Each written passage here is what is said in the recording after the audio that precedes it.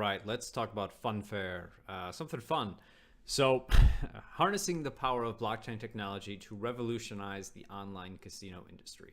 That's their slogan. It's an interesting project, interesting utility coin, interesting ICO that happened last year.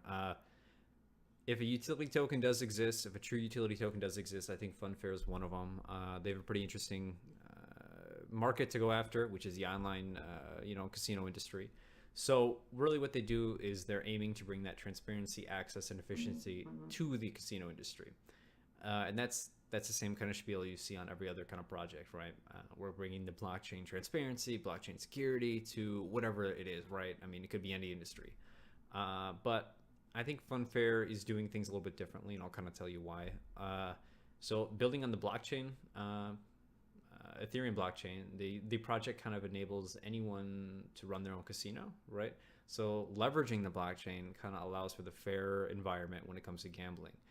Instead of acting as a casino themselves, though, FunFair actually just plans to license out their technology to other casinos, right, and other platforms to mitigate any sort of risk on their part, which I think is pretty smart on their side, right? No risk is, you're just selling the software for it.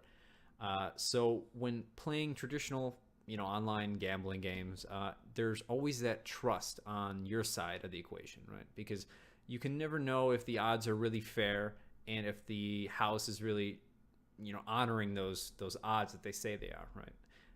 Using smart contracts in the place of that hidden code on a server is an obvious place to start, right? Make the code public, make it secure, make it transparent. I mean, it's pretty obvious, right? And there are probably probably a hell of more than a dozen projects doing that exact same thing. However, they're kind of addressing the problems a little bit differently when it comes to network speeds, right? Everyone else is just putting it right on Ethereum, right? Let's make this DApp, this decentralized application, directly on Ethereum, and go from there, right?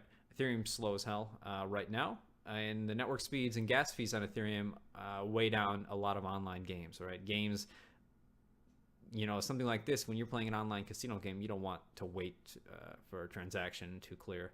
So what they're doing is they're creating customized state channels called fate channels, what they call fate channels, which to kind of combat the limitations of the blockchain. And if you don't know what state channels are, they're pretty much to combat that limitation of blockchain applications we talked about last video with IOTA.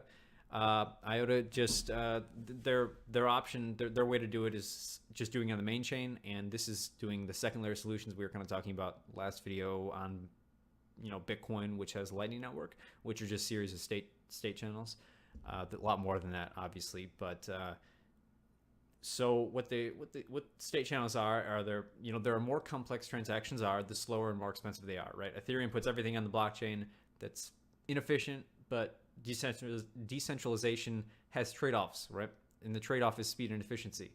So so state channels are pretty much just that technology on the second layer that to improve all this stuff, right? So you have your main chain, and a simple way to think about state channels are just blockchain transactions that could occur on this main chain, but they don't. They just hover above it, right? They could be at any time brought down to the chain for the same level of security as the main chain, but they just hover above it, and countless of transactions can be done on a single channel above before ever having to actually close your tab onto that main chain. So all these games, the entire game could be done off chain. At the end, you submit it to the main chain to clear it. So all those multiple transactions equate to only having that single transaction fee on the main chain when you bring it down and when you open it, actually. So acting as that second layer on top of Ethereum blockchain, each gaming session happens on one of these fate channels. And you can kind of see how it works here.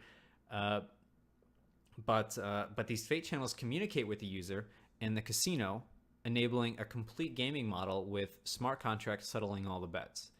Like I said, nothing new, but the fate channels are. Not many people are, now there are more coming out, but FunFair is one of the first ones to really leverage state channels in gaming. The only time that the underlying Ethereum blockchain is used when the fate channel is open and closed. This means that when you open a channel at the start of your game for a single fee, and then you could do countless number of bets and gambling on top of that, right? You could do it for so long. There's really no limitations. It's just set by you in the entity. So the blockchain doesn't care. This greatly lowers the costs associated to countless betting transactions, right? Associated with any other gambling projects on the Ethereum blockchain. The transaction times are lowered in tandem with fees, right? Because the fees are going to be lower as well. And the token itself, Fun, is required to partake in parts of the platform. And Fun, the ticker symbol FUN, if you want to take a look at it, is the only currency accepted for in-game credits. And the casinos will use this to pay for their licensing, and in turn, how the game creators are paid. So, like I said, if utility tokens really do exist, and not all of them are security tokens, like some people think they are, I think FunFair is one of them. They have a pretty good model. They have a pretty good team. And I'd like to chart this in a later episode, but this is pretty much just to give you a very brief understanding of what FunFair aims to solve. So see you next time, guys.